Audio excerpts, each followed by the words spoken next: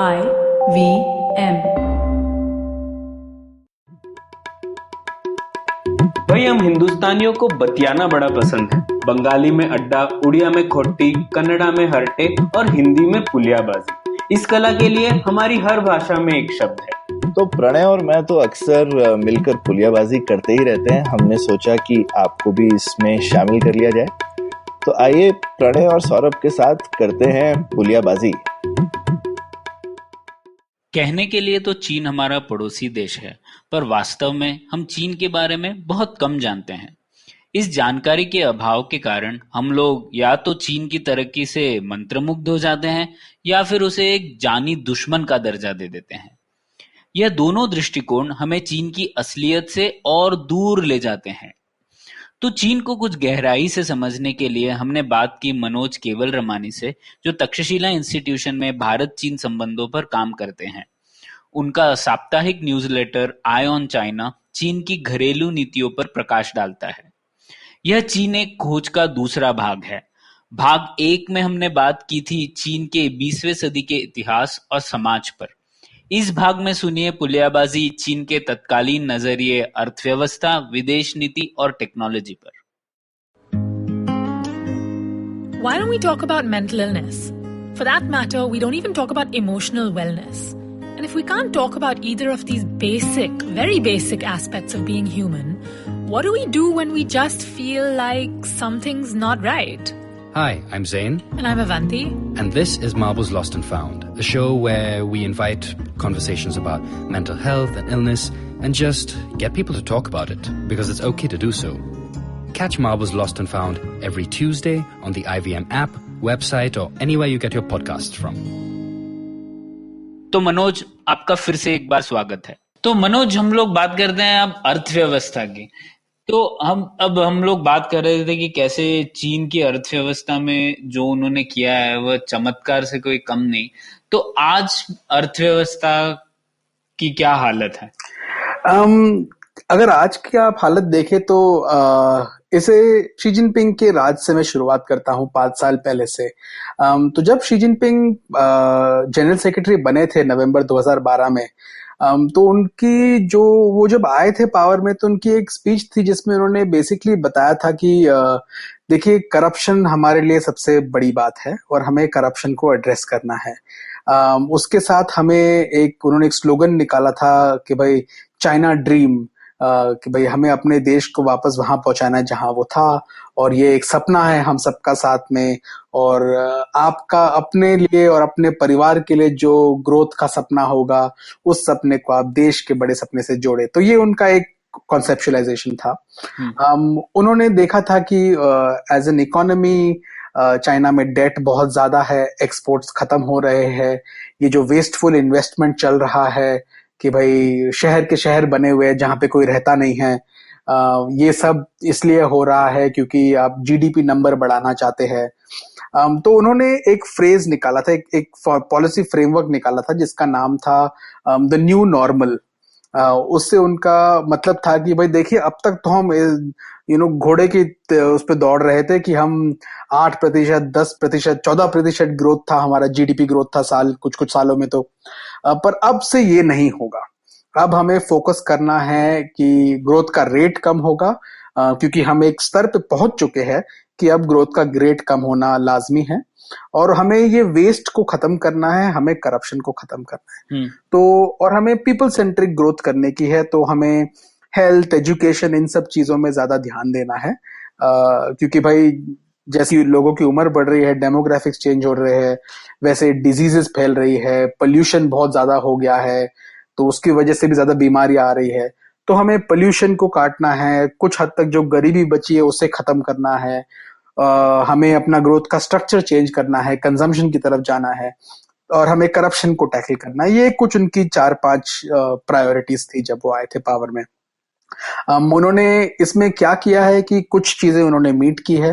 China का जो government expenditure अगर आप देख ले हेल्थ के प्रति, तकरीबन 5.5% एक्सपेंडिचर है, central government expenditure, which is very good, but फिर भी वो OECD लेवल पे नहीं है। वो जो डेवलप्ड कंट्रीज है उस लेवल पे नहीं है। चाइना का जो एजुकेशन की तरफ एक्सपेंडिचर है वो उनका 1990 के उस दशक से उनकी बातें चल रही थी कि हमें 4% से ज्यादा खर्चा करना है एजुकेशन पे। आज वो ऑफिशियली बोलते हैं हम 4, 4.25, 4.5% के करीब खर्चा करते हैं % ऑफ GDP। तो वो उन्होंने इन्वेस्ट किया है उन सब चीजों में। तो उस तरह से उनका पीपल सेंट्रिक ग्रोथ हो रहा है। दूसरी तरफ शी जिनपिंग के राज में अब तक पॉवर्टी जो थी, एब्सोल्यूट पॉवर्टी जिसको बोले, वो एक स्तर पे आके उनका टारगेट है कि 2020 तक चाइना में एब्सोल्यूट पॉवर्टी खत्म हो जाएगी। एंड इट इज अंडरस्टैंडेबल कि वो टारगेट मीट कर जाएंगे, क्योंकि आज अगर ऑफिशियल एस्टिमेट्स देखें तो करीबन 34 मिलियन पीपल बचते हैं पॉवर्टी, जिनको एब्सोल्युटली पुअर कहा जा सके। तो उनका भी स्टेटस चेंज हो जाएगा। पार्ट ऑफ इट इज आंकड़ों का खेल है कुछ हद तक ये, बट कुछ हद तक ऑल्सो डेवलपमेंट का काम है ये। कंपैरिजन के लिए भारत का हेल्थ एक्सपेंडिचर है तकरीबन 1.4%। हाँ, और एजुकेशन पे तकरीबन 5% है, सब मिला लिया जाए तो ये जो आपने आंकड़े कहे ये उनके सेंट्रल गवर्नमेंट और उनके लोकल गवर्नमेंट्स, प्रोविंशियल गवर्नमेंट्स, ये सब मिला के इतना है। हाँ, बाय एंड लार्ज। और उसमें भी सबसे ज्यादा खर्चा लोकल गवर्नमेंट्स का है, क्योंकि सेंट्रल गवर्नमेंट जो है टैक्सेशन जो होता है, टैक्सेशन चाइना में ज्यादातर 50-50% डिवाइड होता है सेंट्रल और लोकल के बीच में। उसमें लोकल गवर्नमेंट कुछ और डायरेक्ट टैक्सेस भी उठाती है तो वो उनको एडिशनल मिलता है। पर जो खर्चा अगर आप देखें डेवलपमेंट इश्यूज पे, ये जो खर्चा है ये ज्यादातर ओवरवेलमिंगली लोकल गवर्नमेंट्स करती है। हाँ, ये बहुत अलग बात है, क्योंकि भारत में आप देखें तो काम अगर एक्सपेंडिचर लोकल गवर्नमेंट करे भी तो भी लोकल गवर्नमेंट ज्यादातर पैसों के लिए सेंट्रल गवर्नमेंट पर ही डिपेंडेंट रहती है। तो वो अलग बात है। और चाइना के बारे में ये कहानी ज्यादा लोग जानते नहीं है कि किस तरीके से लोकल गवर्नमेंट्स का बहुत बड़ा योगदान रहा है उनकी कहानी में। बिल्कुल। ये जो अगर आप डेवलपमेंट उनका जो मॉडल अगर आप देखें जो ये पिछले 30-40 साल में हुआ है, जो डंग शाओपिंग के जमाने से जो एक बात थी कि भाई सेंट्रल कंट्रोल थोड़ा कम किया जाए और लोकल अथॉरिटी दी जाए, ऑटोनॉमी दी जाए, एंड वो चीजें शी जिनपिंग के वक्त तक बढ़ती गई, लोकल ऑटोनॉमी बढ़ती गई और उसकी वजह से बहुत सारा ग्रोथ भी हुआ, पर बहुत सारा इंटरनल कंपटीशन रहा। एक प्रोविंस, एक प्रदेश और दूसरे प्रदेश के बीच में, एक शहर और दूसरे शहर के बीच में, और उस कंपटीशन की वजह से बहुत वेस्टेज हुआ है। जैसे कि अगर मेरे पास स्टील फैक्ट्रियां नहीं है पर मेरे जो दूसरा प्रदेश है उसमें है, पर मुझे भी स्टील फैक्ट्री चाहिए क्योंकि मुझे भी टैक्स उतना रेवेन्यू जनरेट करना है, तो एज अ लोकल गवर्नमेंट मैं सब्सिडीज प्रोवाइड करके स्टील फैक्ट्रियों को बुला बुला के यहाँ पे सब्सिडीज जैसे मैंने दी, भाई लैंड दे दी सस्ती या फ्री में दे दी, पावर सस्ते में दे दिया, ये सब दे दे के उनको यहाँ बुला के भाई यहाँ सेटअप करो और यहाँ पे आप जितना प्रोड्यूस करना चाहते हो प्रोड्यूस करो। मैं आपको इनकरेज करूंगा कि आप मैक्सिमम प्रोडक्शन करो, क्योंकि आपकी प्रोडक्शन रेट पे भी मैं टैक्सेस लगाता हूं और वो taxes directly as a local government मुझे मिलता है। तो इससे एक्सेस कैपेसिटी बनती गई जिसका कोई यूटिलिटी नहीं था, जिसका कोई काम नहीं था, तो बहुत वेस्ट हुआ है। तो शी जिनपिंग ने जब पावर में आए तो उन्होंने ये सब बातें देख के उन्होंने कहा कि ये पहली चीज हमें करप्शन काटनी है, दूसरी चीज हमें पीपल सेंट्रिक गवर्नमेंट्स चलाना है, तीसरी चीज हमें ये एक न्यू नॉर्मल को एक्सेप्ट करना है कि हम इतना डेट और इतना इससे नहीं चल सकते, हमें डेट को काटना है। पहले कुछ साल में शी जिनपिंग के राज में भी डेट बढ़ा है, उधारी बढ़ी है, लेकिन पिछले 1-1.5 साल में जो भी रिपोर्ट्स आती है उससे दिखा है कि जो रेट ऑफ इंक्रीज है उधारी का वो बहुत ही ड्रामेटिकली कम हो गया है। On an average debt increase हो रहा था करीबन 13% से सालाना साल, अब वो इंक्रीज हुआ है पिछले लास्ट ईयर में कुछ 0.4% से। तो ये बहुत बड़ा चेंज हुआ है जो आया है। तो ये उनकी एक रणनीति थी और ये आज भी उनके लिए एक बहुत बड़ा बैटल है, क्योंकि ये सिर्फ आर्थिक नीति नहीं है, ये काम है चाइना की पॉलिटिकल इकोनॉमी बदलने का। क्योंकि जो लोकल गवर्नमेंट पेट्रनेज है, जो लोकल गवर्नमेंट के और जो लोकल फैक्ट्रियां हैं, जो लोकल कंपनियां, उनके साथ जो हाथ हाथ मिला के जो काम करते हैं ये लोग, वो बदलने की कोशिश है ये। इसमें उनका एंटी करप्शन क्रैकडाउन ये सब साथ में जुड़ा हुआ है। हाँ। जिसके बारे में बहुत कुछ सुनाई दिया हमें। तो मतलब आप कह रहे हैं कि अब चाइना में एक रियलाइजेशन हुआ कि जो एक्सपोर्ट ओरिएंटेड ग्रोथ था, कि मतलब पूरे देश के लिए चाइना एक फैक्ट्री की तरह बना हुआ था, उस तरीके के माध्यम से अब अर्थव्यवस्था में बढ़ोतरी संभव नहीं है या थोड़ी कम हो चुकी है, इसीलिए कंजम्पशन को बढ़ाना चाहते हैं। देख रहे हैं कि चाइना के अंदर ही लोग कैसे ज्यादा से ज्यादा कंज्यूम कर पाए। तो उसमें चाइना को सक्सेस मिली है या नहीं? कुछ हद तक सक्सेस मिली है। कंजम्पशन का जो रेट है ऑफिशियली करीबन 57-58% ऑफ जीडीपी आज इस पिछले साल जो उन्होंने दिखाया, पिछले 5 सालों में जो ली कचांग की जो प्रीमियर है उनकी जो मार्च में जो उन्होंने गवर्नमेंट वर्क रिपोर्ट दी थी, उसके हिसाब से कंजम्पशन का रेट उतना आ गया है कि उतना ज्यादा कंट्रीब्यूट कर रहा है वो। एक्सपोर्ट और इन्वेस्टमेंट अभी भी सबसे बड़ा फैक्टर है, और एक्सपोर्ट काफी हद तक गिर गया है, पर उसमें कुछ गेन्स आए हैं क्योंकि ये जो बेल्ट एंड रोड इन्होंने लॉन्च किया है, तो बहुत सारी अपनी प्रोडक्शन, बहुत सारी अपनी फैक्ट्रीज वहां पे एक्सपोर्ट हुई जा रही है, बहुत सारे गुड्स एक्सपोर्ट हो रहे हैं। तो वो जो बेल्ट एंड रोड के प्रति जो वो देश है जो इन्होंने बेल्ट एंड रोड में पार्टनर किया है, उनकी तरफ से चाइना का एक्सपोर्ट बढ़ा है।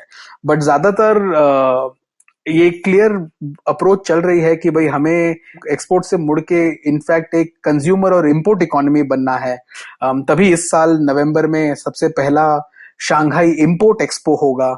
आज तक चाइना एक्सपोर्ट एक्सपोज करता था कैंटोन फेयर और अप्रैल में, तो पर अब वो इंपोर्ट देखना चाहते हैं, क्योंकि वो देखते हैं कि भाई हमें रिसोर्सेज भी चाहिए, जैसे आयरन ओर हुआ, ये सब हुआ, प्लस हमें प्रोडक्ट्स भी चाहिए। और आज हमारे पब्लिक को हाई क्वालिटी प्रोडक्ट्स चाहिए, क्योंकि जब छुट्टियां होती है तो चीनी जनता, जैसे अक्टूबर में उनकी 1 हफ्ते की नेशनल हॉलिडे होती है, उस हॉलिडेज के दौरान अगर आप चाइनीज मीडिया की रिपोर्ट्स देखें तो आप काफी पढ़ेंगे कि बहुत सारे लोग गए, जापान गए, यूरोप गए। क्यों गए? घूमने के लिए नहीं गए, शॉपिंग करने गए, हाई टेक्नोलॉजी प्रोडक्ट्स खरीदने गए। तो अब उनका डिजायर है सरकार का कि हम ये सब इनवर्ड लाए, अंदर लाके इंपोर्ट कर सकते हैं और अब लोकली इन सबको मैन्युफैक्चर करके बाहर की एक्सपर्टीज के साथ अपनी जनता को बेचे। तो ये प्रोसेस है, आने वाले 8-10 सालों में ये प्रोसेस एस्टेब्लिश होगा, पर वो क्लियरली इस तरफ चल चुके हैं। तो अर्थव्यवस्था से एक जुड़ी हुई बात है टेक्नोलॉजी की, और ये भी हमें कहीं सुनने में आता है। मेरे पास भी फोन तो Xiaomi का है, और AI के बारे में भी हम सुनते रहते हैं कि चाइना में बहुत इन्वेस्टमेंट हो रहा है। तो ये इनोवेशन और टेक्नोलॉजी पे चाइना का क्या रुख रहा है पिछले 3-4 सालों में? शी जिनपिंग की एक बात थी कि उन्होंने पिछले कुछ सालों में एक बात बड़ी साफ कही है, जिस बात को उन्होंने एक डिफाइंड पॉलिसी, एक नीति के तौर पे अक्टूबर में प्रेजेंट किया था, जब उन्होंने कहा था कि अब हमें हाई ग्रोथ से हाई क्वालिटी ग्रोथ की तरफ जाना है। तो इस हाई क्वालिटी ग्रोथ का एक पहलू है इनोवेशन, जो वो चाहते कि अब हमें ये जूते कंबल बनाने से ज्यादा अब हमें हाई टेक्नोलॉजी प्रोडक्ट्स बनाने हैं, हमें हाई कैपिटल गुड्स बनाने हैं, और उसकी तरफ सरकार सपोर्ट देगी। तो एक प्लान है जो उन्होंने निकाला था कुछ साल पहले, मेड इन चाइना 2025, जिसकी विजन ये है कि आगे जाते हुए चाइना को हाई कैपिटल गुड्स बनाने हैं, रोबोटिक्स, AI, इन सब चीजों में इन्वेस्टमेंट करनी है, इनोवेशन करनी है कि भाई सस्ता फोन बनाना है लेकिन अच्छा फोन बनाना है, सस्ते लैपटॉप्स बनाने हैं लेकिन अच्छे लैपटॉप्स बनाने हैं, और इसके लिए सरकार सब्सिडाइज करेगी। तो जो पहले सरकार आपको सब्सिडाइज करती थी स्टील मैन्युफैक्चरर्स को, सीमेंट मैन्युफैक्चरर्स को, आपको आसानी से लैंड मिलेगी, आपको आसानी से उधारी मिलेगी, आपके प्रोडक्ट्स खरीदने के लिए हम आपको बेनिफिट्स देंगे। जैसे एक एग्जांपल मैं आपको देता हूं इलेक्ट्रॉनिक व्हीकल्स का। चाइना में ये कुछ 25-30 सालों से पॉलिसी रही है कि हमें इलेक्ट्रॉनिक गाड़ियां बनानी है क्योंकि पोल्यूशन एक आगे चल के बहुत बड़ी तकलीफ हो जाएगी। तो सरकार ने काफी सब्सिडाइजेशन किया है, काफी अपॉर्चुनिटीज दी है। जो स्टेट ओन्ड कंपनीज है वो प्राइवेट लोगों के साथ पार्टनरशिप करती है, उनको गवर्नमेंट से कैपिटल की असिस्टेंस, पैसे की असिस्टेंस मिलती है और परचेस असिस्टेंस भी मिलती है जैसे अगर आप एक चाइनीज कंज्यूमर है, आप चाइनीज मेड इलेक्ट्रॉनिक गाड़ी खरीदेंगे तो आपको इतना डिस्काउंट मिलेगा, पर अगर आप फॉरेन मेड खरीदेंगे तो आपको डिस्काउंट नहीं मिलेगा वो। सो ऐसे परचेज सब्सिडीज भी है, टैक्सेशन सब्सिडीज है, जिसके द्वारा वो इंडस्ट्री को बढ़ाना चाहते हैं। तो उनकी पॉलिसी ये है। अब इसका अब तक जो हमने इसका जो रिजल्ट आया है, वो जो हमने देखा है, वो है कि चाइना इन्वेंट नहीं कर पाया है, इनोवेट कर पाया है। इनोवेशन से मेरा मतलब है कि वो काफी हद तक विदेश से आए हुए कंपोनेंट्स, विदेश से आए हुए कोर प्रोडक्ट्स जैसे सेमीकंडक्टर्स हुए, बैटरी सिस्टम्स हुए, उन पर डिपेंड करता है। तो जैसे चाइना की एक जो इलेक्ट्रिक कार कंपनी है BYD, जो दुनिया की one of the leading electric vehicle companies है अभी, उसके ओनर की कही गई बात है कि भाई आज तक जो हमारी इलेक्ट्रॉनिक कार है, द E6 गाड़ी का नाम है, उसमें आधे से ज्यादा जो कंपोनेंट्स है, सिस्टम्स है, वो बाहर से अडेप्टेड है। हमारा इनोवेशन अब तक बहुत थोड़ा है, पर हम compete कर पाते हैं प्राइसिंग पे, हम compete नहीं कर पा रहे हैं क्वालिटी पे। तो शी जिनपिंग की सोच है कि हम आगे जाके ये बदलेंगे, और उसकी तरफ उनकी सारी एनर्जी डायरेक्टेड है। हाँ, और यही इसीलिए बात होती रहती है मोबाइल फोन के बारे में भी कि जो चिप रहते हैं मोबाइल फोन में, वो सब तो चाइना में बनाते नहीं है। तो अब चाइना में शायद कई लोग कह रहे हैं कि हमें खुद के चिप्स बनाने चाहिए, तभी हम लोग ज्यादा से ज्यादा फायदा उठा पाएंगे। बिल्कुल, उन्होंने एक जैसे अगर अभी देखें, ये जो डोनाल्ड ट्रंप के साथ उनकी ट्रेड वॉर चल रही है, टेक्नोलॉजी और इनोवेशन सबसे अहम बात है उस ट्रेड वॉर की, जिसमें जब अब चाइना देखती है कि भाई, चीनी सरकार ने जो देखा है कि भाई कम से कम 200 बिलियन के करीब हम इंपोर्ट करते हैं ये कोर कंपोनेंट्स, $200 बिलियन के करीब तक का इंपोर्ट है हमारा इसका। तो वो जो अपनी डोमेस्टिक कंपनीज हैं, उनको भी मौका दे रहे हैं कि आपको हम सपोर्ट देंगे, आप जाइए, आप विदेशी कंपनियां के साथ पार्टनरशिप कीजिए, अक्वायर कीजिए, और ये कोर कंपोनेंट्स जो है, जिन पे हम अमेरिका या यूरोप पे निर्भर है या जापान पे निर्भर है, वो हमें अपने यहाँ बनाने हैं। तो अब ये उनमें एक रियलाइजेशन आया है, और उस पे और जोर दिया जा रहा है ट्रम्प की वजह से कि भाई ये चीजें हमें अपने आप बनानी पड़ेगी। तो अगर इन चीजों को आप देखें तो इसको मैं बोलूंगा सिस्टम्स इनोवेशन, कि आप एक नया सिस्टम क्रिएट कर रहे हैं। दूसरी इनोवेशन होती है कि बिजनेस इनोवेशन है, कि भाई एप्पल ने मोबाइल फोन बना दिया, मैंने उसी की तरफ दिखता हुआ थोड़े अलग फीचरों के साथ एक सस्ता वाला बना दिया।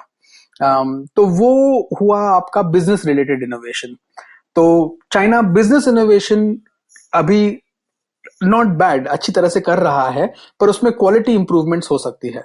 पर सिस्टम्स इनोवेशन चाइना नहीं कर पा रहा है। आप और मैं विंडोज और मैक के कंप्यूटर यूज करते हैं, उस पे जो ऑपरेटिंग सिस्टम्स है वो सब एक हद तक वेस्टर्न इनोवेशंस है। आज तक चाइना ने अपना खुद का एक ऑपरेटिंग सिस्टम नहीं डेवलप किया है। सो ये उनके लिए पॉलिसी गोल्स है कि हमें ये चीजें करनी है, और ये उस पे जी जान से मेहनत कर रहे हैं। मेरे हिसाब से आने वाले 10 साल में, आने वाले 10-15 सालों में आपको मिलेंगी ऐसी और चाइनीज चीजें, क्योंकि जिस कंसर्टेड एफर्ट से वो लोग कर रहे हैं, ये रिजल्ट्स आएंगे। पर वो क्वालिटी पे compete कर पाएंगे कि नहीं, उस पे मैं डाउटफुल हूं। पर आप जब कहते हैं कि वो कर रहे हैं, तो कौन कर रहा है? मतलब सरकार का क्या योगदान है? अब सरकार तो नहीं बना सकती ऑपरेटिंग सिस्टम। बिल्कुल, तो ये योगदान क्या है कि सरकार का इन्वेस्टमेंट है, सरकार पैसा दे रही है बहुत सारा, और बहुत सारी अपॉर्चुनिटीज दे रही है ट्रेनिंग एंड स्किलिंग के लिए। तो पैसा कहां से कहां तक जा रहा है मैं आपको बताता हूं। एक तो है प्राइवेट कंपनियों की तरफ, कि भाई आप कंपनीज को दे रहे हो, लोकल गवर्नमेंट्स को बोल रहे हो कि आप खर्चा करो, आप उधारी उठाओ, जो उठाओ, पर आप कंपनीज को पैसा दो कि वो ये सब टैलेंट अक्वायर कर सके, टेक्नोलॉजी अक्वायर कर सके और रिसर्च कर सके। तो एक तो ये कंपनी की तरफ हुआ। दूसरा हुआ कि क्लियर प्लान्स बना के आप रिसर्च इंस्टीट्यूशंस बना रहे हैं, जो एग्जिस्टिंग आपकी जो यूनिवर्सिटीज है या नई रिसर्च इंस्टीट्यूशंस खड़ी कर रहे हैं, कि आपको इन कोर एरियाज में रिसर्च और डेवलपमेंट करने का है। तो सरकार की तरफ से द फोकस इज कि हमने एक पॉलिसी फ्रेमवर्क आपको दिया है कि ये हमारे टारगेट्स है, हमारे हिसाब से हमको ये रास्ता अपनाना है इन टारगेट्स की तरफ पहुंचने के लिए। आप हमें बताओ, इंडस्ट्री हमें बताओ, प्राइवेट कैपिटल हमें बताए कि कैसे करेंगे हम ये, और एकेडमिक्स हमें बताए, रिसर्चर्स हमें बताए, और हम आपको जो भी फंडिंग एंड अपॉर्चुनिटी सपोर्ट चाहिए वो हम सब प्रोवाइड करेंगे। So that is the broad policy. और इसमें ये नहीं है कि भाई बीजिंग में बैठी हुई सरकार खाली कर रही है। तो बीजिंग में जो बैठी सरकार है, जो शी जिनपिंग की सरकार है, उसने लोकल सरकारों को बोला हुआ है, लोकल गवर्नमेंट को बोला हुआ है, आप अपने प्लान बनाओ। हमने तो आपको एक बड़ी विजन दी है कि हमें भाई 2030 तक ये करने का है, पर आप अपने प्लान बनाओ कि आप ये कैसे करोगे। आप डिसाइड करो कि आप यहाँ पे एक इनोवेशन हब सेटअप करोगे, जहां पे आप पावर की फ्रीडम दोगे, जहां पे आप इलेक्ट्रिसिटी की फ्रीडम दोगे, जहां पे आप शायद इंटरनेट को ब्लॉक नहीं करोगे। तो ऐसी एनेबलिंग पॉलिसीज जो है वो आप बनाएंगे। आप अपने जेबों से भी खर्चा करेंगे और सेंटर से भी आपको सपोर्ट मिलेगा। आप अगर मार्केट में जाएंगे पैसा उठाने के लिए, हम आपको सपोर्ट करेंगे। आप मार्केट से पैसा उठाइए। सो गवर्नमेंट का अटेम्प्ट है कि हम सारी पॉलिसी फ्लेक्सिबिलिटी दे और सारी अपॉर्चुनिटीज क्रिएट करें जिससे ये कंपनीज ये सब कर सके। एंड हम ट्राई करें ऑल्सो कि जो हमारी पब्लिक है, जो सबसे बड़ी कंज्यूमर है, वो एप्पल का फोन नहीं, शामी का फोन खरीदे, वो चाइनीज प्रोडक्ट्स की तरफ ज्यादा ध्यान दें। तो चाहे उसके लिए हमें सब्सिडीज प्रोवाइड करने पड़े, चाहे उसके लिए हमें दूसरे प्रोडक्ट्स को ब्लॉक करना पड़े, तो हम अलग अलग ये पॉलिसीज अप्लाई करके अपनी जनता को भी मोटिवेट करेंगे कि आप हमारे प्रोडक्ट्स खरीदिए। So that is the broad policy कि हाँ। ठीक है, ये तो काफी हद तक पता पड़ गया कि आज अर्थव्यवस्था की क्या स्थिति है। तो एक छोटा सा ब्रेक लेते हैं मनोज, और फिर बात करेंगे चाइना की विदेश नीति पर। Hey, what's good, you guys? It's your boy Ranveer Alabadia from the YouTube channel Beer Biceps, and the Beer Biceps team is bringing you Hustle Science. Hustle Science is basically a show where we interview hustlers. We ask them about what made them legendary. We ask them about their success secrets. We go to the core of their legendary status in life. It's going to be hosted by my boy Tejaswin Gumber and yours truly, Ranveer Alabadia. Make sure you catch Hustle Science on the IVM podcasting app and website, or any kind of podcasting platform that you use to get your podcasts. Make sure you check it out. The episodes are going to be out every single Tuesday. तो मनोज, अब हम बात करते हैं China की विदेश नीति की, और कई बार अब चाइना की विदेश नीति पर सवालिया निशान उठाए जा रहे हैं, और लोग सुनते हैं कि कैसे चाइना अपने नेबरिंग कंट्रीज को ट्रीट कर रहा है। तो शी जिनपिंग के अंडर आपको क्या दिखा अलग जो चाइना कर रहा है अपने नेबरिंग कंट्रीज के साथ? शी जिनपिंग से पहले अगर हम जाए तो चाइना, जो मैंने आपको बताया था पहले, डेंग शाओपिंग की जो पॉलिसी थी कि भाई अपनी ताकत छुपाओ और अपने काम पे ध्यान दो, फिजूल के झगड़ों में ना पड़ो जिसमें आपका कोई अभी हाथ नहीं है, और जो चीजें आप अभी कर नहीं सकते हो वो अभी मत करो। 2008 में जब दुनिया में वो जो फाइनेंशियल क्राइसिस आया था, क्रेडिट क्रंच आया था और तकलीफें होने लगी वेस्ट में पर्टिकुलरली, वहां से लेकर अगर आप देखें तो चीन की पॉलिसी जो थी वो विदेश नीति बदलने लगी। जो जैसे कहा जाता है कि चाइना बिकेम मोर असर्टिव होने लगा, जैसे साउथ चाइना सी में हुआ, ताइवान के साथ हुआ। तो वो जो बदलाव आने लगा तब से उसे शी जिनपिंग ने एक कदम आगे लिया है, एक नहीं शायद काफी कदम आगे लिया है। शी जिनपिंग की जो फॉरेन पॉलिसी, जो विदेश नीति है, उसमें अगर उसका चाइनीज थियोरेटिकल फ्रेमवर्क देखे तो एक फ्रेज है चाइनीज में, फेन फा यो वई, जिसका लिटरल ट्रांसलेशन है स्ट्राइविंग फॉर अचीवमेंट। इसका जो कॉन्सेप्चुअल मतलब है वो ये है कि आप ऐसे काम करें जिससे जो आपकी बाहरी एनवायरनमेंट है, जो एक्सटर्नल एनवायरनमेंट है, आप अपने एक्शन से, अपने एफर्ट से उस एनवायरनमेंट को बदले, और ऐसे बदले कि वो आपके लिए बेनिफिशियल हो, कि आपको फायदा करे। पहले जो थी नीति वो था कि आप शांति रखें, आज ये नीति है। तो इसके चलते शी जिनपिंग ने दुनिया को एक बात साफ बताई है कि चाइना एक बड़ा देश है, और बड़ा देश होने के नाते वो वैसा व्यवहार करेगा जैसे बड़े देश करते हैं। तो ये सबसे पहला डिफरेंस है जो चाइनीज ट्रेडिशनल फॉरेन पॉलिसी है, जो शी जिनपिंग की फॉरेन पॉलिसी है उसमें है कि बिग कंट्री डिप्लोमेसी जिसे शी जिनपिंग कहते हैं, उसका मतलब है कि बड़े देशों के लिए रूल्स अलग होते हैं और छोटे देशों के लिए रूल्स अलग होते हैं। पर मनोज, इसमें फर्क क्या है? पहले से ही चाइना में ये तियनशिया मेंटेलिटी तो रही है ना, जिसे कहते हैं एवरीथिंग अंडर द हेवन, और ये कहेंगे कि जो चाइना सिनेसाइज्ड थोड़े कंट्रीज है, मतलब चाइना के नेबर्स में हमेशा से चाइना ने इस तरीके से देखा है कि ये देश हमारे ट्रिब्यूटरीज हैं, हमारे कंट्रोल में ही है, तो उसी तरीके से देख रहे हैं आज भी शी जिनपिंग। बिल्कुल, ये बिल्कुल सही बात कही आपने। एंड इसमें हो क्या रहा है कि ये जो बात थी, ये जो तियनशिया मॉडल मिडिल किंगडम मेंटालिटी थी, ये 1980 से लेकर अगर आप देखें मिडिल ऑफ 2000s तक इतनी डोमिनेंट नहीं थी, एटलीस्ट चाइना के जो इंटरनेशनल बिहेवियर था उसमें। जो चाइना का इंटरनेशनल बिहेवियर था वो था कि भाई अब हम समझ गए हैं कि भाई हम भी एक एज अ नेशन स्टेट, हम भी एक नेशन स्टेट्स है, एक कम्युनिटी ऑफ नेशन स्टेट्स में। ऐसा नहीं है कि भाई वो मिडिल किंगडम मेंटालिटी है कि हम अलग है, बट वो मेंटालिटी आज और ज्यादा डोमिनेंट है। अब जो लोग सिनिकल है वो बोलेंगे कि वो जो व्यवहार था 1980 से लेके अब तक का, वो एक दिखावा था कि भाई जैसे डेंग शाओपिंग ने बोला था बाइड योर टाइम, तो वो अपना बस वक्त काट रहे थे जब तक अपनी ताकत बढ़ाए, और जैसी ताकत बढ़ गई तो ये असलियत बाहर आ गई है। मैं बोलूंगा दिखावा नहीं था वो, शायद ये था कि तब वो शायद सोचते ऐसे थे पर कर नहीं पाए ज्यादा, क्योंकि पावर तो नहीं था। हाँ। पर अब उनके पास पूरे रिसोर्सेज हैं जिसके साथ वो कर सकते हैं जो करना है। बिल्कुल, तो इससे एक बात जाहिर होती है कि जो पावर का जो रोल है चाइनीज थिंकिंग में, वो बहुत ही फंडामेंटल है। एंड पावर, जहां तक मेरी सोच है, जहां तक मुझे समझ आता है, चाइनीज जो थिंकिंग है वो एब्सोल्यूट पावर भी देखती है और रिलेटिव पावर भी देखती है। इसका मतलब क्या हुआ? इसका मतलब ये हुआ कि एक तरफ हम देखते हैं कि भाई हाँ, हमारी ताकत, हमारी जो हार्ड पावर है, जो हमारी मिलिट्री ताकत है, जो हमारी नेवल ताकत है, हमारी जो आर्थिक शक्ति है, वो इस स्तर पे पहुंच गई है कि हम कुछ हद तक से अमेरिका के साथ कंपटीशन कर सकते हैं, पर हम अमेरिका के साथ विश्व भर में कंपटीशन करने के अब तक काबिल नहीं है। हाँ, हम मिलिटरीली अपनी एरिया में अमेरिका के साथ झगड़ सकते हैं, तो इसलिए, और हमें भी पता है कि वो हमसे झगड़ा नहीं करना चाहेंगे क्योंकि हमारी ताकत उतनी तक आ चुकी है, तो हम साउथ चाइना में सी में जो कर रहे हैं वो कर रहे हैं।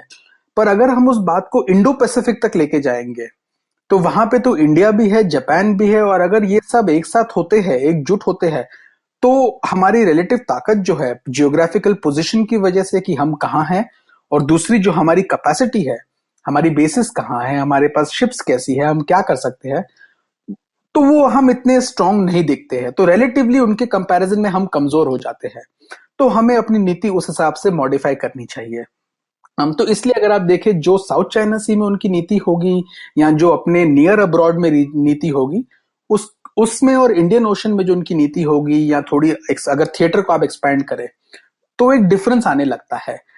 And I think that is to do with relative power, जिसमें जियोग्राफी, आपकी एक्चुअल ताकत, आपके इकोनॉमिक्स, आपकी हार्ड पावर, वो सब कंपोनेंट्स होते हैं।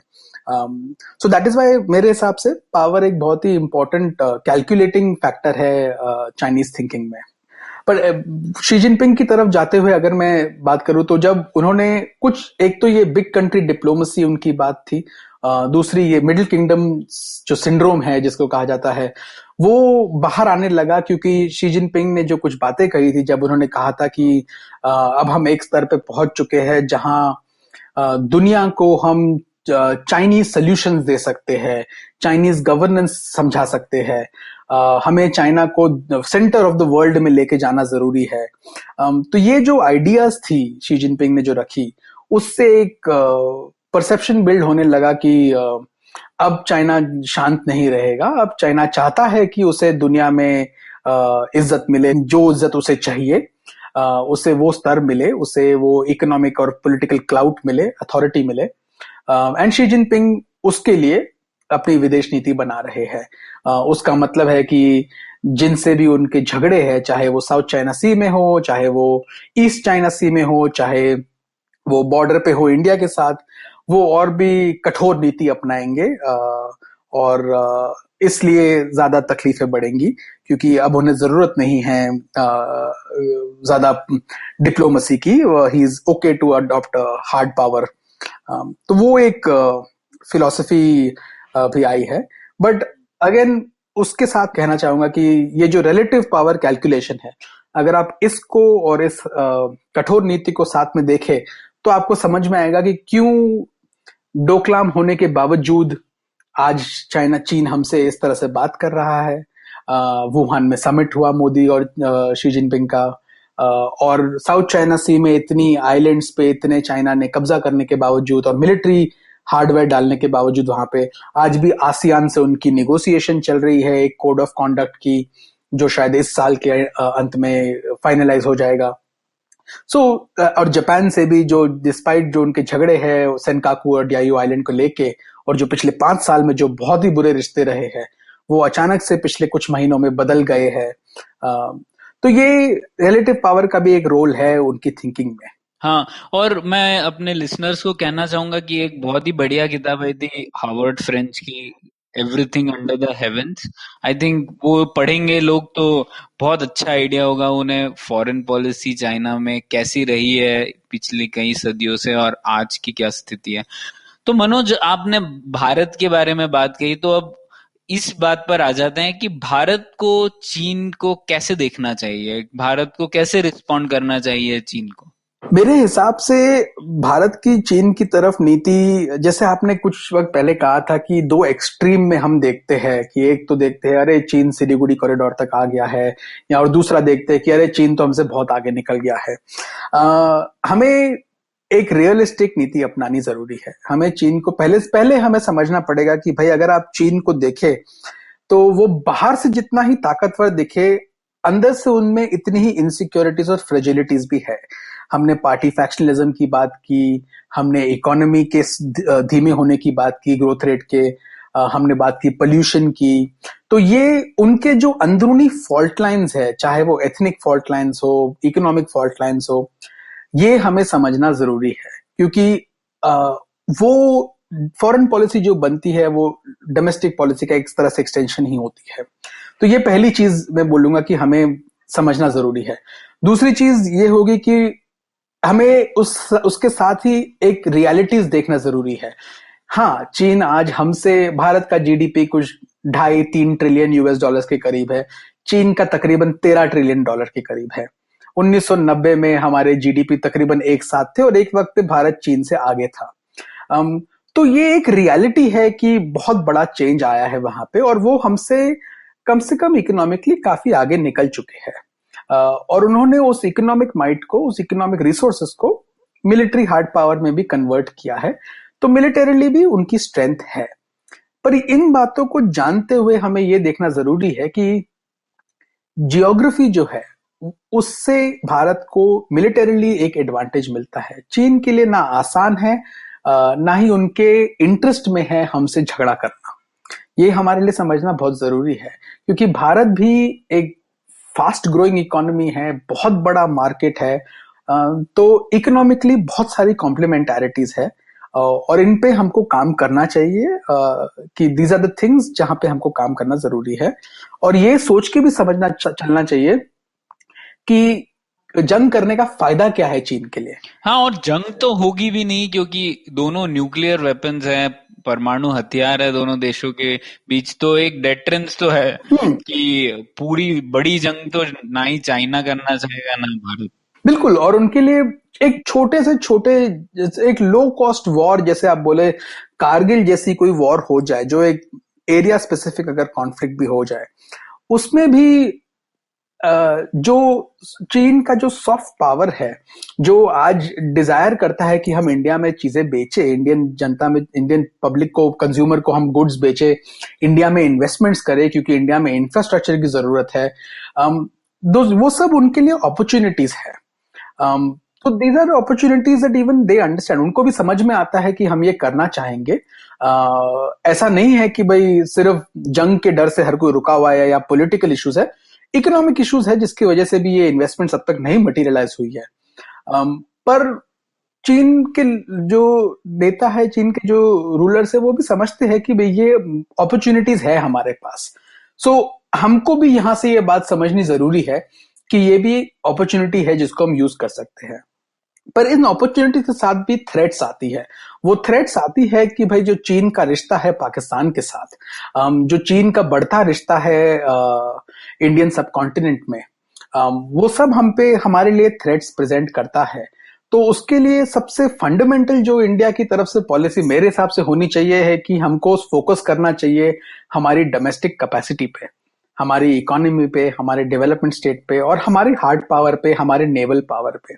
हमको जो हमारे रिसोर्स वेस्टेज है, जो हमारा पॉलिसी लिमिटेशंस है, हमको उनको वर्कआउट करना चाहिए। क्योंकि अगर आप अंदर से ताकतवर होंगे तब आप जाके बाहर कुछ बात कर पाएंगे। हाँ, और शायद चाइना भी उन्हीं लोगों को रिस्पेक्ट देगा उनकी मेंटेलिटी में जो पावरफुल होंगे। इससे मुझे याद है मनोज, कि हम लोगों का जो दृष्टिकोण है चाइना की तरफ, वो काफी हद तक 1962 के वॉर की वजह से डिटरमिन हुआ है। लेकिन लोग ये भूल जाते हैं कि 1975 के बाद भारत और चाइना के बीच बॉर्डर पर भी शायद कोई एक भी डेथ भी नहीं हुई है। और जब हम लोग वो वीडियो देखते हैं, लोग झगड़ रहे हैं बॉर्डर पे और ये सब, वो भी मतलब हाथों से झगड़ रहे हैं, वो एक दूसरे के ऊपर फायरिंग वगैरह नहीं कर रहे हैं जैसा पाकिस्तान और भारत के बॉर्डर पे होगा। तो वहां की वास्तविकता काफी अलग है, पर हमारी सोच काफी अलग है उससे। बिल्कुल। एंड जो 1962 का जो जंग थी, वो बहुत ही एक इंटरेस्टिंग, एकेडमिकली अगर आप देखें तो बहुत ही इंटरेस्टिंग पोजीशन है। क्योंकि भारत में अगर देखा जाए तो वो सबके दिमाग में एक बात वो बसी हुई है कि वो जंग हम हारे थे। हमारी पिक्चरों में उस जंग के बारे में बात किया जाता है। आज भी जब कुछ डोकलाम, जैसे पिछले साल डोकलाम में जो इंसिडेंट था, तभी भी चीन की तरफ से भी उस बात को उठाया गया था। पर जितने साल मैं वहां पे था और मैंने काफी सरकार के लोगों से, एकेडमिक से, ऑर्डिनरी लोगों से, मीडिया वालों से जब पूछा था, आप मानेंगे नहीं, करीबन 95% लोग को तो पता भी नहीं था कि 1962 में कुछ जंग हुई थी। उनके करिकुलम में, उनके सिस्टम में इसको रिकॉग्नाइज ही नहीं किया जाता है कि ऐसी कोई जंग हुई थी। जब मैं लोगों से पूछता था तो मुझ हंस के बोलते थे, पर भारत से हम क्यों लड़ने लगे? तो आप तो पाकिस्तान से लड़ते हो, आपका तो हमारे से कोई बैर है ही नहीं। तो मैं उनको फिर बताता कि नहीं, ये आपको पता है, ये हुआ था, ऐसे हुआ था। बोलते नहीं, आप मजाक कर रहे हो, हमने तो कभी नहीं सुना ऐसी कोई जंग हुई थी। अरे ऐसे कैसे हो गया? वहां पे रियलाइजेशन ही नहीं था कि एटलीस्ट ऑर्डिनरी कॉन्शियसनेस में पिछले साल तक मैं समझूंगा कि रियलाइजेशन नहीं था कि ऐसे कोई जंग थी और इतना प्रॉब्लमैटिक था। तो उस जंग का जो अंडरस्टैंडिंग हमारी साइकी में है और जो उनकी साइकी में है, वो बहुत बड़ा डिफरेंस है। और मेरे हिसाब से पिछले साल जो डोकलाम में हुआ और जो चाइनीज मीडिया ने किया उसके साथ, उससे एक रियलाइजेशन भी आया है। पर उससे उन्होंने वो गलती की, उसे मैं एक स्ट्रेटेजिक मिस्टेक कहूंगा, पर्टिकुलरली द मीडिया रेटोरिक। हाँ, मैं लोगों को बताना चाहूंगा कि उन्होंने क्या किया था कि जब ये डोकलाम हुआ तो कई सारे एडिटोरियल आने लगे चाइना से कि देखिए, हमने 62 में जो सबक सिखाया था हम वापस सिखा सकते हैं।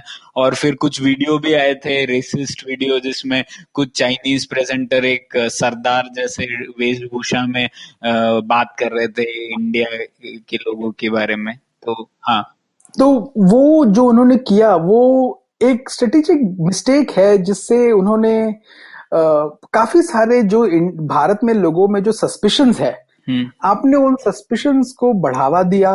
जबकि काफी हद तक लोग वो भूल रहे थे। हम एक तरफ, ये स्ट्रेटेजिक कम्युनिटी में एक थॉट था कि हाँ 62 में ये हुआ था और हमें ध्यान रखना चाहिए। लेकिन जो आम जनता थी भारत की, अगर आप मुंबई में चले जाइए, सड़क पे लोगों से पूछे तो वो बोलेंगे कि भाई एक और से देखा जाता था कि भाई अरे नहीं, हम वो इतने आगे हो गए हैं। आप यही सोच लीजिए कि आपके जो पूर्व प्रधानमंत्री थे मनमोहन सिंह, उनका स्टेटमेंट ये था कि हमें मुंबई को शंघाई बनाना है। उन्हें न्यूयॉर्क नहीं दिख रहा था, उन्हें लंदन नहीं दिख रहा था, उन्हें शंघाई दिख रहा था। सो एक इकोनॉमिक लेवल पे जो ऑ था वो, और जो अप्रिसिएशन था, उसको आपने ये कुछ महीनों में उल्टी सीधे बातें कह के अपना स्टॉक डिप करा दिया। अब उस थैंकफुली अगर ट्रेड में देखा जाए तो उतना कोई नुकसान नहीं हुआ उस वजह से। क्योंकि आज भी पिछले साल से हमारा बायलैटरल जो ट्रेड है वो काफी ग्रो हुआ है।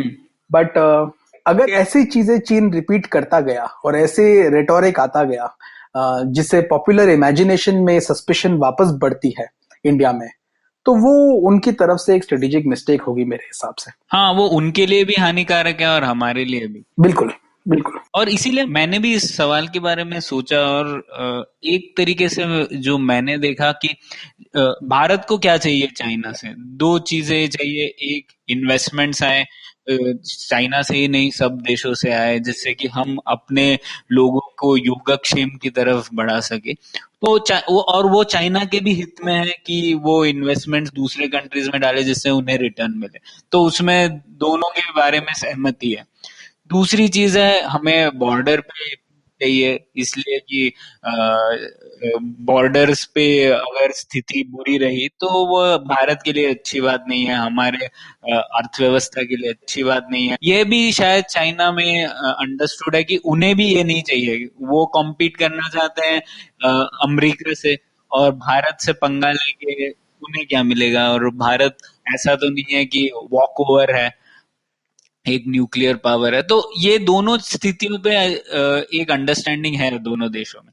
पर दूसरी ओर भारत को एक शी जिनपिंग इंश्योरेंस चाहिए, जिसे मैं कहता हूँ, क्योंकि शी जिनपिंग जो कर रहे हैं वो इस ट्रैक से भटक सकते हैं थोड़ा, और उस ट्रैक से अगर वो भटके तो भारत में इतनी क्षमता होनी चाहिए कि हम चाइना को भी बता सके कि अगर आप भटके तो हम भी आपको एक सबक दे सकते हैं। और इसलिए हमें थोड़ा इन्वेस्टमेंट करना है चाइना में, क्या हो रहा है उसे देखने के लिए, चाइना कैसे ट्रीट कर रहा है अपने माइनॉरिटीज को, अल्पसंख्यक लोगों को, उसके ऊपर ध्यान देना है और वो कहानी कहते जाना है पूरे विश्व में।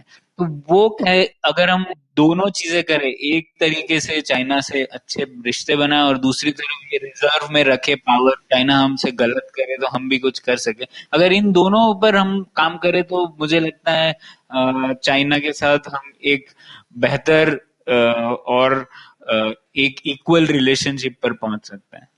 बिल्कुल, मैं आपसे पूरी तरह से सहमत हूँ कि हमें अपनी आंतरिक ताकत बढ़ानी है, हमें अपनी डोमेस्टिक इकोनॉमी, अपने हार्ड पावर, उन सबको बढ़ाना है। और उसका ये जरूरी मतलब नहीं है कि भाई हम अपने रिश्तों को दुश्मनी के उससे देखें। कंपटीशन है, कंपटीशन हेल्दी भी हो सकती है इकोनॉमिकली। तो हमें वो पॉलिसी अपनानी है कि भाई हमें चाइना में अपॉर्चुनिटीज देखनी है और हमें चाइना से compete भी करना है। बट हमारा लॉजिक ये नहीं होना चाहिए कि भाई हम दो देश है, पड़ोसी है, हमें एक ये बॉर्डर का इश्यू है, इसका मतलब कि जैसे हम डेस्टिन्ड है सदैव झगड़ा करने के लिए। वो बिल्कुल लॉजिक नहीं होना चाहिए। लॉजिक यही होना चाहिए कि जहां हमारा फायदा है वहां हम साथ में काम कर सकते हैं। जहां तक बॉर्डर का सवाल है वहां पे हम भी पीस चाहते हैं, आप भी चाहते हैं, ठीक है। हम चाहते हैं जितना जल्दी सेटल हो जाए उतना बेटर। आपने अब तक मैप शेयर नहीं किए, ठीक है। जब तक हम एक मोडालिटी पे आ सकते हैं कि झगड़े खाली ना हो, चाहे लकीर बाद में डिसाइड हो जाए पर झगड़े ना हो, तो हम भी डेवलपमेंट पे फोकस करें। आपको भी बिजनेस करना है, आप आइए बिजनेस करिए हमारे साथ। और हमें भी आपके अंदर जो फॉल्ट लाइंस है जो उनको समझना जरूरी है, क्योंकि चीन के जो रूलर्स है वो हमारे भारत के अंदर जो फॉल्ट लाइंस है उनको जानने के लिए काफी कोशिश करते हैं। अगर आप देखें उनके एम्बेसडर्स हमारे ऑपोजिशन पार्टी के लोगों से मिलेंगे, पॉलिटिशियन से मिलेंगे, सबसे मिलेंगे, तो वो लोग मेहनत करते हैं ये समझने के लिए कि भाई क्या हो रहा है, किसकी क्या फॉल्ट लाइंस है। इन्फ्लुएंस एक्टिविटीज होती है जो भारत में तो अब तक हमें कम पता चली है, लेकिन ऑस्ट्रेलिया जैसे देशों में हमें पता चल रही है। वहां के इलेक्शंस में और पार्टीज को भी फंड कर रहे थे वो, है ना। बिल्कुल, तो वो हर तरह से आपके डोमेस्टिक पॉलिटिक्स में इन्वॉल्व होने की कोशिश कर रहे हैं। और कोई रीजन नहीं है कि वो भारत में भी ये ना करे। अगर ऑस्ट्रेलिया में कर रहे हैं, न्यूजीलैंड में कर रहे हैं, यूरोप में कर रहे हैं, भारत में अब तक कोई रिपोर्ट्स नहीं आई है, लेकिन कोई रीजन नहीं है कि ऐसा नहीं हो रहा हो। तो हमें भी पता करना चाहिए कि वहां क्या चल रहा है, उनकी length and breadth of society के साथ एंगेज करना चाहिए। कि समझ में तो आए कि क्या मोटिवेशन से क्या एक्शन होता है। हाँ हाँ, और विदेश नीति में ये सब तो जायज ही है, ये सब करेंगे। बिल्कुल। तो ठीक है मनोज, बहुत मजा आया। ये तो एक बड़ा टॉपिक था और आपने पूरी स्टोरी बताई चाइना की, और कैसे आज शी जिनपिंग का चाइना पहले के चाइना से अलग है। अंत में मैं कुछ कहना चाहूंगा और ये सवाल पूछूंगा जो आज तक कोई भी उसका जवाब नहीं दे पाया है, कि चाइना यहाँ से कहाँ जाएगा? आपको क्या लगता है? साल 2000 में, मुझे याद नहीं है, पर किसी ने किताब लिखी थी कि भाई 2010 तक कम्युनिस्ट पार्टी कोलैप्स हो चुकी होगी और चाइना की इकोनॉमी बर्बाद हो चुकी हर होगी। 10 साल में कोई ना कोई ये जरूर कहता है चाइना के बारे में। हाँ, हर 10 साल में कोई ना कोई ये जरूर कहता है। मेरे हिसाब से मुझे तो लगता है कि चाइना का जो नीति है वो ये, चाइना की जो पार्टी की जो नीति है वो ये नीति है कि वो लॉन्ग टर्म गेन के लिए, लॉन्ग टर्म स्ट्रेटेजिक अपने गोल्स के लिए, जो उनके लक्ष्य है, उसके लिए वो शॉर्ट टर्म इनएफिशिएंसी और लॉस सहने को तैयार है। मेरे हिसाब से वो पॉलिसी, वो उनका जो अप्रोच है, उसकी वजह से आप देखेंगे चाइना कोलैप्स तो नहीं करने वाला है, पर क्योंकि अभी तो कोई आसार नहीं है पॉलिटिकली। शी जिनपिंग ने अपने आप को कोर लीडर जमा के बैठ गए हैं, प्रेसिडेंसी पे टर्म लिमिट हटा दिए है, तो अब तो वो जब तक जी रहे हैं उन्हें चाहिए तो वो प्रेसिडेंट रह सकते हैं। तो पॉलिटिकली चाइना रिलेटिवली स्टेबल है। इकोनॉमिकली चाइना ग्रो करेगा, उसकी ग्रोथ स्लो होती जाएगी, उससे और तकलीफें होंगी, लेकिन मुझे नहीं दिखता है नियर फ्यूचर में, अगर मैं बोलूं आने वाले 5-7 सालों में, कि ऐसे कोई ड्रास्टिक तकलीफें आएंगी। दी ओनली जहां पे एक मुझे सीरियस तकलीफ दिखती है वो ये दिखती है कि 10 साल बाद जब शी जिनपिंग की उम्र बढ़ जाएगी, अनलेस बीच में उन्हें कुछ हो जाए, अगर जब उनकी उम्र बढ़ जाएगी, वैसे देखा जाए तो चाइनीज जो लीडर्स होते हैं टॉप लेवल के, वो काफी लंबी उम्र जीते हैं, चीर आयु के होते हैं।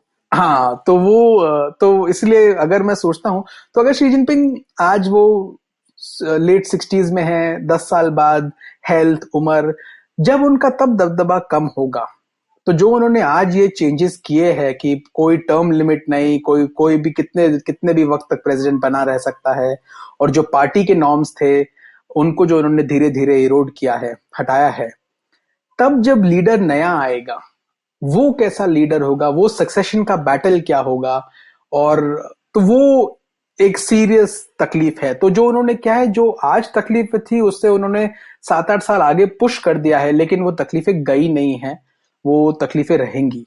तो वो एक बहुत ही मुश्किल मौका होगा। पर जहां तक अगर मैं सोचता हूं कि चाइना विश्व की सबसे बड़ी इकोनॉमी बनेगा, हाँ, वो आने वाले कुछ 7-8 सालों में 2025-2030 तक चाइना दुनिया की सबसे बड़ी इकोनॉमी होगा।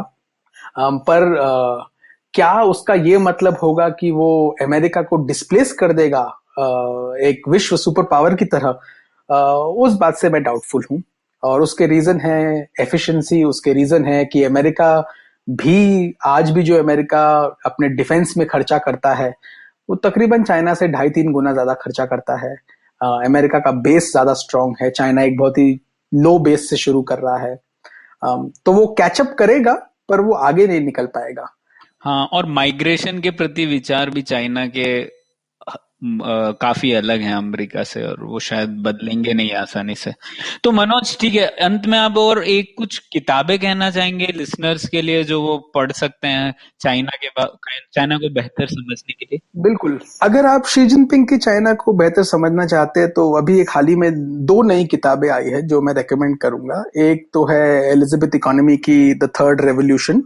वो बहुत ही अच्छी किताब है। उसमें उन्होंने वो फोकस्ड है शी जिनपिंग के दौर में, और उनकी इंप्रेशन है कि आगे जाके क्या हो सकता है। और दूसरी मैं रेकमेंड करूंगा चाइनीज इकोनॉमी को समझने के लिए, डिनी मैकमैन करके एक रिपोर्टर रह चुके हैं चाइना में, उन्होंने बहुत साल चाइना में काम किया, उनकी नई किताब है the great wall of date.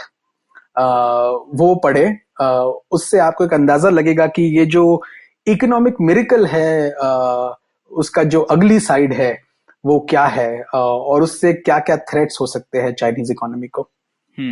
और कोई हिस्ट्री पर किताब? हिस्ट्री पर आपने जो रेकमेंड की थी वो तो बहुत अच्छी थी, वो तो विदेश नीति पे। बाकी एक किताब जो मुझे अच्छी लगती है बहुत, वो है ऑरवेल शेल की किताब है, मुझे नाम याद नहीं आ रहा है, बट अगर आप देख ले गूगल कर लेंगे लोग। हाँ, गूगल कर लीजिए। ऑरवेल शेल की किताब है चाइना के राइज के ऊपर।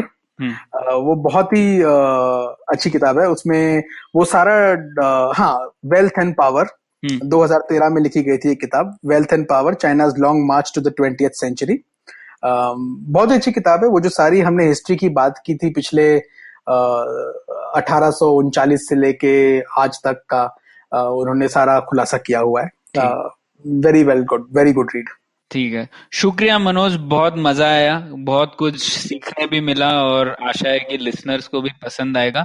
और मैं अंत इसी बात पर कहना चाहूंगा, एक सवाल से लिसनर्स के लिए है, तो आप लिसनर जरूर पता कीजिएगा कि चाइना की तरफ से भारत पर पहला आक्रमण कब हुआ था, और इसका जवाब हम शायद ईमेल से दीजिए या फिर हमारे ट्विटर हैंडल पर बताइएगा कि आपको क्या लगता है इसका जवाब क्या है। और तो इसी बात पर हम खत्म करते हैं। शुक्रिया मनोज। थैंक यू प्रणय, बहुत मजा आया। तो उम्मीद है आपको मजा आया। पुलियाबाजी में शामिल होने के लिए हमसे मिले puliyabazi@gmail.com या फिर @puliyabazi ट्विटर पर। फिर मिलेंगे अगली Puliyabaazi. As you can see, we have a podcast listener in his natural habitat. Billions of years of evolution have led him to this point. He's on his way to work, and listening to podcasts makes his miserable day better. He will now head to work and use all his knowledge to communicate with other colleagues and possibly future mates. You can find more of his species on ivmpodcasts.com, your one-stop destination where you can check out all the coolest Indian podcasts. Happy listening.